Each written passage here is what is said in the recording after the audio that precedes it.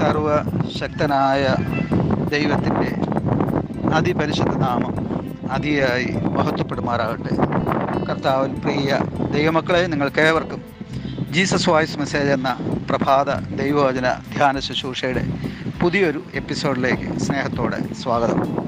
അല്പസമയ ധ്യാനത്തിന് ഒരു തിരുവചനം വായിക്കുന്നു. സദൃശവാക്യങ്ങൾ 1-ാം അധ്യായം 33-ാം വാക്യം. സദൃശവാക്യങ്ങൾ 1-ാം അധ്യായം 33-ാം വാക്യം. എൻ്റെ വാക്ക് കേൾക്കുന്നവനോ നിർഭയം വസിക്കുകയും ദോഷഭയം കൂടാതെ സ്വൈരമായിരിക്കുകയും ചെയ്യും.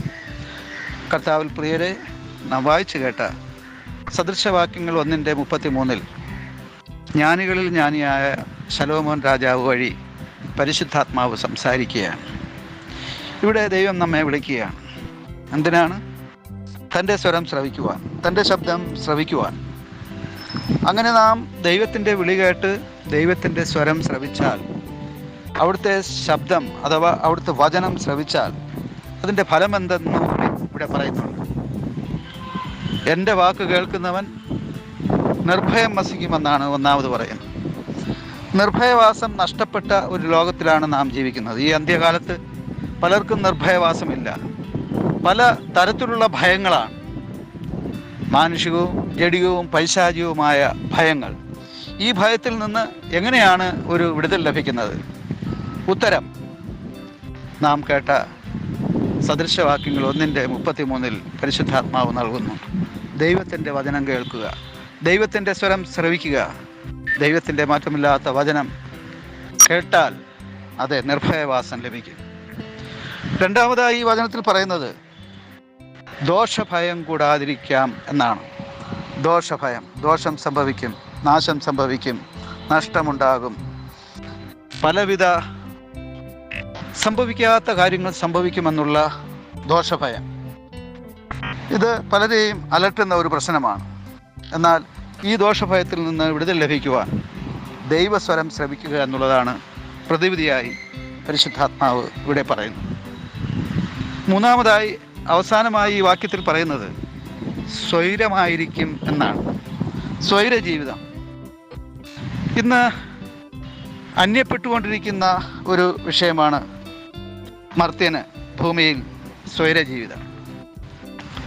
അതുകൊണ്ട് തന്നെ ഈ ഭൂമിയിൽ മനുഷ്യന് സ്വൈര ജീവിതം ഇല്ല എന്ന് നനച്ചുകൊണ്ടാകണം ശാസ്ത്രം മറ്റു പല ഉപഗ്രഹങ്ങൾ തേടി പോവുകയാണ്.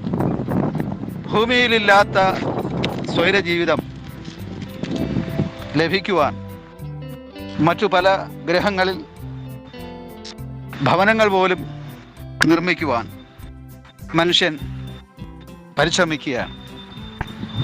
പല ഗ്രഹങ്ങളിൽ അതിനുള്ള ശ്രമങ്ങൾ ചെയ്തു തുടങ്ങി.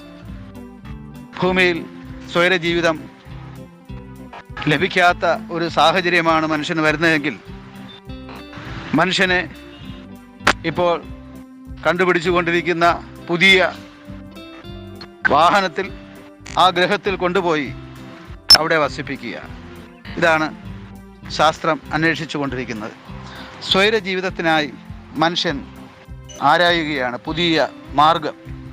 എന്നാൽ ഭൂമിയിൽ ദൈവം നമ്മെ ആക്കിയിരിക്കുമ്പോൾ, നമ്മെ വസിക്കുവാനായി ഭൂമി നമുക്ക് നൽകിയിരിക്കുമ്പോൾ, ഈ ഭൂമി വിട്ട് മറ്റേതൊരു ഗ്രഹത്തിൽ പോയി പാർത്താലും, പഴയ നിയമത്തിൽ തന്നെ മറ്റൊരു പ്രവാചകൻ്റെ പുസ്തകത്തിൽ എഴുതിയിരിക്കുന്നത് പോലെ, നീ നക്ഷത്രങ്ങളുടെ ഇടയിൽ കൂടുകൂട്ടിയാലും അവിടെ നിന്ന് ഞാൻ നിന്നെ താഴെ ഇറക്കുമെന്നാണ്. അതേ പ്രിയമുള്ളവരെ, ഭൂമിയിൽ നമുക്ക് ലഭിക്കാത്ത ഒരു സ്വൈര ജീവിതം മറ്റൊരു ഗ്രഹത്തിലും നമുക്ക് ലഭിക്കുകയില്ല. അതുകൊണ്ട് നിർഭയവാസം ലഭിക്കുവാൻ, സ്വൈര ജീവിതം നയിക്കുവാൻ ഇവിടെ വചനം പറയുന്നത് പോലെ ദൈവത്തിൻ്റെ സ്വരം ശ്രവിക്കുക എത്രയേ വേണ്ടത്. ദൈവത്തിൻ്റെ വചനം കേൾക്കുക എത്രയേ വേണ്ടത്. ദൈവത്തിൻ്റെ വചനം കേട്ട് ദൈവസ്വരം ശ്രവിക്കുവാൻ നാം നമ്മെ തന്നെ സമർപ്പിച്ചാൽ ദോഷഭയം കൂടാതെ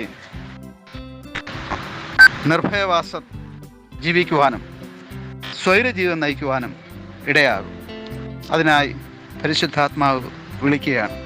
അതെ, ഓരോ ദിനവും ഒരല്പസമയം തിരുവചനം ശ്രവിക്കാം, ദൈവശബ്ദം കേൾക്കാം, അത് ഹൃദയത്തിൽ കരുതാം, അതിന് പ്രകാരം ജീവിക്കുവാൻ നമുക്ക് നമ്മെ സമർപ്പിക്കാം. അങ്ങനെ നിർഭയവാസവും സ്വൈരജീവിതവും ദോഷഭയം ഉപേക്ഷിച്ചുകൊണ്ട് നന്മ വരുമെന്നുള്ള ശുഭപ്രതീക്ഷയോടെ ജീവിക്കുവാൻ ദൈവത്തിൻ്റെ പരിശുദ്ധാത്മാവ് ഇന്ന് തിരുവചനം കേട്ട എല്ലാവർക്കും കൃപ ചെയ്യുമാറാകട്ടെ. ആമേൻ, ആമേൻ.